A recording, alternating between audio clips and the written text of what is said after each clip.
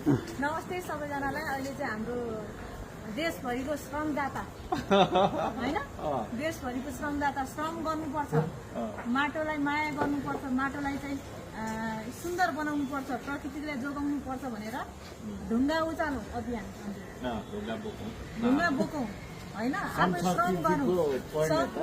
संस्कृतिको जति पनि उहाँले चाहिँ योगदान दिनुभएको छ त्यो एकदमै अतुलनीय छ र त्यो आज चाहिँ तपाईँले सर्वप्रथम त काठमाडौँमा वेलकम भन्न चाहन्छु। र हाम्रो जो हर्कान सम्पानजी हुनुहुन्छ, आज कति दिन भयो काठमाडौँमा? हिजो आउनुभएको। अघि तपाईँ चित्र सुनेर हाँस्दै मन्त्रालय सन्त्रालय काम नगर्ने भइसकेको मन्त्रालय होइन, भन्नु हजुरलाई फुल ल्याउन पाइन, फुलको